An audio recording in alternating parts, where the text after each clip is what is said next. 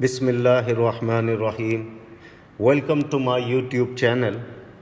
Students, आज trading business में कौन कौन सी बुक्स या जर्नल्स बनाई जाती हैं उसके क्लास 4 के साथ आपके पास मौजूद हैं। In this class we will learn, हम सीखेंगे कैश बुक कैसे बनाते हैं। अब उसके लिए मैंने आपको पिछली क्लास में कहा था इसका एक सेपरेट एक्सरसाइज, सेपरेट एक क्वेश्चन डिज़ाइन करूंगा जो आपको कैश बुक प्रॉपर तरीके से आपको बनानी आ जाए। तो कैश बुक का मकसद क्या होता है? इसमें कैश बुक में हम बिज़नेस में कैश का आना और जाना रिकॉर्ड करते हैं। यानी बिज़नेस में अगर कैश आ रहा है तो वो भी रिकॉर्ड होगा कैश बुक के अंदर, अगर बिज़नेस में कैश जा रहा है तो वो भी रिकॉर्ड होगा। तो उससे रिलेटेड क्वेश्चन देखें, ये एक्सरसाइज है। अब इसको कैश बुक का फॉर्मेट आपको दिखा देता हूँ। ये कैश बुक का एक फॉर्मेट है। पहले इसको हम समझ लेते हैं। देखें, date, particulars, discount allowed, cash, bank. यही कॉलम ये है डेबिट साइड। यही कॉलम आप क्रेडिट साइड पे भी बना दें। Date, particulars, discount, cash, bank. तो कैश बुक का देखें, अगर डेबिट का कॉलम पता चल गया, date, particular, discount allowed, cash, bank. इसी तरह क्रेडिट में date, particular, discount, cash, bank. अब ये जो क्रेडिट में है डिस्काउंट, ये रिसीव्ड बन जाएगा क्योंकि डिस्काउंट रिसीव इनकम है और इनकम का बैलेंस नॉर्मली क्रेडिट में होता है, और अलाउड एक्सपेंस है और इसका बैलेंस नॉर्मली डेबिट में होता है। ये इसका कैश बुक का फॉर्मेट है। अब हम इसको फिल करते हैं। जनवरी 1 में अली ओनर था। कैश एट हैंड, कितना हाथ में कैश पड़ा हुआ है? 20,000 रुपये जनवरी 1 में, यानी हाथ में मौजूद है, बिजनेस में मौजूद है 20,000 रुपये। तो आप इधर लिखेंगे जनवरी 1 का मतलब है 1/1। इसका मैं कलर चेंज कर देता हूँ, 1/1। ये बैलेंस पड़ा हुआ है 20,000 रुपये। इसी तरीके से कैश एट, और बैंक में कितना पड़ा हुआ? बिजनेस के बैंक अकाउंट में, अली के बिजनेस के बैंक अकाउंट में कितना पड़ा हुआ? 50,000 रुपये। तो इधर आपने 50,000 रुपये लिखना है। तो ये देखेंगे, ये बैलेंस लिख दिया आपने सबसे पहले।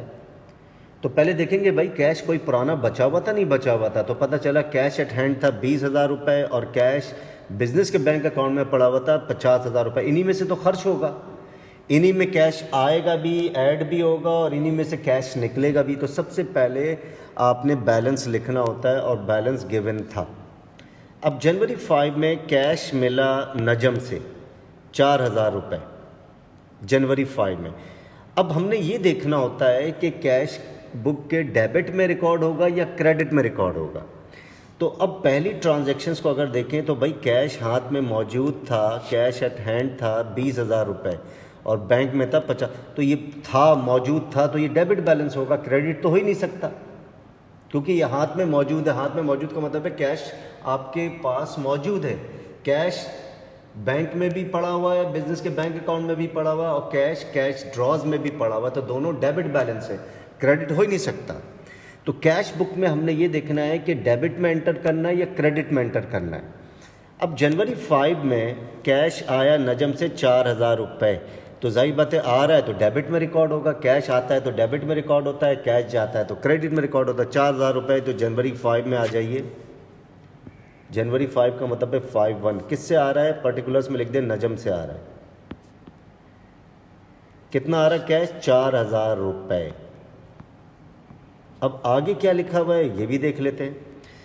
एंड अलाउड हिम डिस्काउंट, और हमने 500 रुपये का डिस्काउंट भी दिया नजम को। अलाउड हिम डिस्काउंट, हम डिस्काउंट दे रहे हैं। तो ये 500 रुपये यहाँ पर डिस्काउंट अलाउड के कॉलम में 500 रुपये भी आएंगे। ये डिस्काउंट मिल नहीं रहा है बल्कि हम दे रहे हैं। तो देखिए डेबिट में रिकॉर्ड कर दिया। सिर्फ कैश के आने और जाने को रिकॉर्ड करते हैं कैश बुक में, और कुछ भी रिकॉर्ड नहीं करते। नजम का अकाउंट ओपन नहीं करना है, नजम का अकाउंट से कोई ताल्लुक नहीं है कैश बुक में। सिर्फ कैश बुक में हमने देखना है कैश आ रहा है या जा रहा है, बस। उसके बाद पेड रेंट की पेमेंट की 3,000 रुपये जनवरी 7 में। अब हमने देखना है इसको कैश बुक में तो रिकॉर्ड कंफर्म होगा, लेकिन किस जगह होगा सर? ये तो कैश जा रहा है, क्रेडिट में रिकॉर्ड होगा। तो जनवरी 7 में आप गए, जनवरी 7 का मतलब है जनवरी 7 का मतलब है 7/1। अब रेंट की दे रहे हैं अदायगी, तो रेंट लिख दिया, और कितना दे रहे हैं? 7,000 रुपये। तो कैश के कॉलम में 7,000 कैश चला गया। देखें ये क्रेडिट साइड है और ये डेबिट साइड है, तो 3,000 रुपये।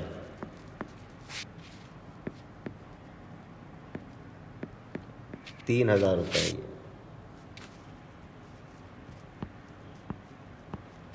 उसके बाद ये ट्रांजैक्शंस हो गई। उसके बाद जनवरी 9 में एक चेक इशू किया अहमद एंड सन्स को 9,500 रुपये का, एंड रिसीव डिस्काउंट 500 रुपये। जनवरी 9 में आप जाइए। अब हम देखेंगे कैश बुक में तो एंटर होगा कंफर्म, क्योंकि कैश बुक में कैश का आना जाना भी रिकॉर्ड होता है, और चेक का आना और चेक के थ्रू पेमेंट करना भी रिकॉर्ड होता है। इधर चेक के थ्रू पेमेंट कर रहे हैं हम, इशूड किया है चेक, तो ये कैश बुक में तो रिकॉर्ड होगा ही होगा, लेकिन किस जगह रिकॉर्ड होगा सर? क्रेडिट पे रिकॉर्ड होगा। तो जनवरी 9 में आप गए, 9/1 अहमद को पेमेंट कर रहे हैं, क्या पूरा नाम है? अहमद एंड सन्स को पेमेंट करें 9,500, चेक के थ्रू पेमेंट हो रही है। अहमद एंड सन्स चेक के थ्रू पेमेंट हो रही, तो चेक का ताल्लुक बैंक से होता है, तो 9,500 बैंक के कॉलम में लिखेंगे, क्योंकि चेक का ताल्लुक बैंक से होता है। तो 9,500 रुपये पेमेंट की और 500 रुपये का डिस्काउंट मिला, तो ये डिस्काउंट रिसीव के कॉलम में भी 500 रुपये आएंगे। Right students, next deposited cash 5,000 rupees into business bank account January 15 में। अब इसकी ये तो कैश बुक में कंफर्म आएगा। अब सवाल इसकी एंट्री क्या होती है सर? Bank debit. अगर एंट्री आपको याद है तो और आसानी होगी कैश बुक में, और cash credit. Bank debit cash, क्योंकि बैंक में कैश जमा करवा रहे हैं, डिपॉजिट करवा रहे हैं। तो जनवरी 15 है, तो जनवरी 15 में 15/1, जनवरी 15 का मतलब है 15/1। बैंक में कैश आ रहा है, कितना जमा करवा रहे हैं भाई? 5,000 रुपये। तो बैंक का अकाउंट बढ़ रहा है, देखें डेबिट में लिख दिया 5,000 रुपये, और कैश क्रॉस रेफरेंस बन गया हमारा। बैंक डेबिट, देखिए एंट्री क्या बनाई है? बैंक डेबिट कैश क्रेडिट, तो बैंक तो हो गया डेबिट, और क्रेडिट, डेबिट का क्रॉस रेफरेंस क्रेडिट बनता है, ये हम सीख चुके हैं, तो कैश लिख दिया हमने। इसी तरह कैश जा रहा है, 15 तारीख को कैश जा रहा है, तो कैश तो हो गया 5,000 से क्रेडिट, और क्रॉस रेफरेंस क्या बनेगा? बैंक। तो ये वो ट्रांजैक्शन है कैश बुक की जो दोनों जगह एंटर हो रही है, क्योंकि कैश का भी कॉलम है दोनों जगह और बैंक का कॉलम भी है दोनों जगह कैश बुक के अंदर। तो ये वो ट्रांजैक्शन है, तो दोनों जो कैश बुक में, यानी कैश बुक में कुछ ऐसी ट्रांजैक्शन होती है जो दोनों जगह एंटर होती है। जबकि इससे पहले जितनी भी ट्रांजैक्शंस हमने पढ़ी है, चाहे ये हो या ये हो या ये हो या ये हो, ये सिर्फ वन साइड एंटर हुआ है, या तो डेबिट में एंटर हुआ या क्रेडिट में एंटर हुआ। लेकिन ये ट्रांजैक्शन कैश बुक के दोनों जगह एंटर हो रही है। तो देखें डेबिट में भी एंटर हो गया और क्रेडिट में भी एंटर हो गया। तो ऐसी ट्रांजैक्शन जो कैश बुक के दोनों जगह एंटर हो, उसके लिए एक सिंबल सी लिख दिया करें, कॉन्ट्रा कहलाता है इसका मतलब है। जहाँ पर भी सी आएगा इसका मतलब है दोनों जगह एंटर हुई है। उसके बाद 18 में मशीन खरीदी उधार पर 15,000 रुपये में। मशीन खरीद रहे हैं उधार पर 15,000 रुपये का। सर ये तो रिकॉर्ड हो ही नहीं सकती कैश बुक में, कैश बुक में रिकॉर्ड होगी नहीं, क्योंकि उधार पर मशीन, सर ये तो जर्नल में रिकॉर्ड होती है, और वो हम सीख चुके हैं पिछली क्लास में।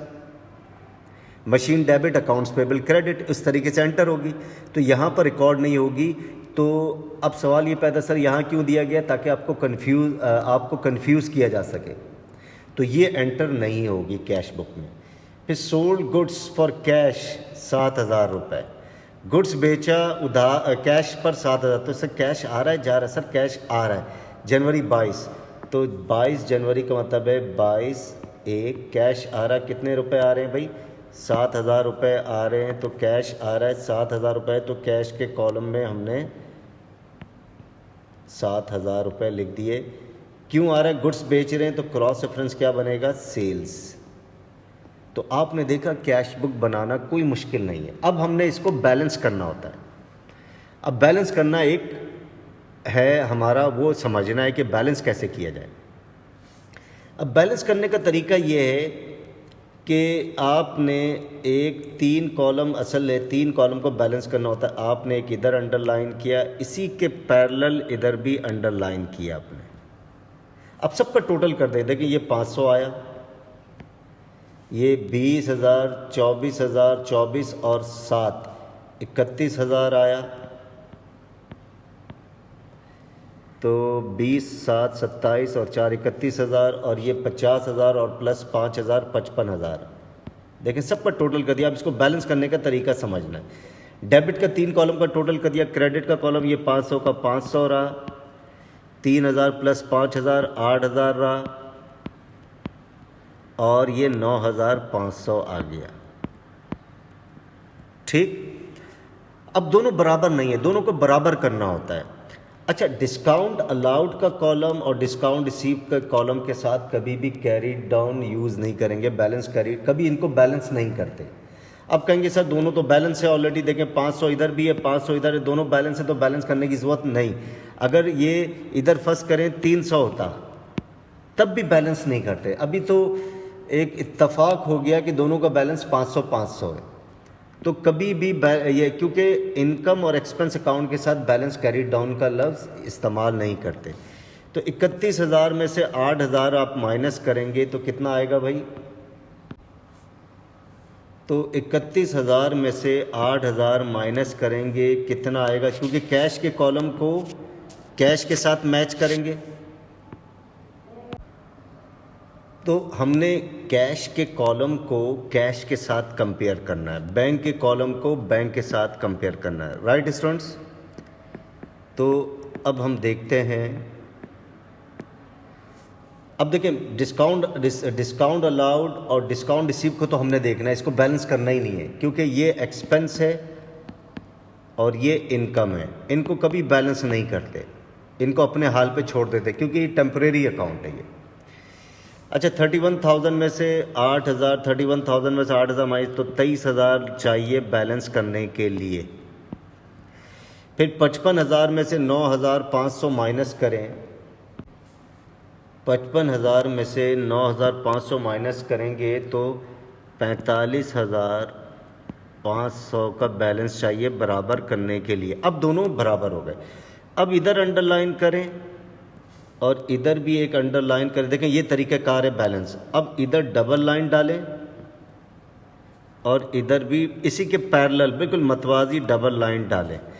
अब ये 500 का 500 आ गया, ये 31,000 का 31,000 हो गया, ये 55,000 का 55,000 हो गया, ये 500 का 500 रहा। इसको तो बैलेंस करते नहीं। अच्छा, बराबर करने के लिए लफ्ज़ क्या यूज़ करेंगे, बैलेंस कैरी डाउन, हमेशा बराबर करने के लिए। तो देखिए अब हमने किया क्या, बेसिकली 31,000 में से 8,000 माइनस किया तो 23,000 आए, तो ये बैलेंस कैरी डाउन बन गया। 55,000 में से 9,500 माइनस किया तो 45,500 आया।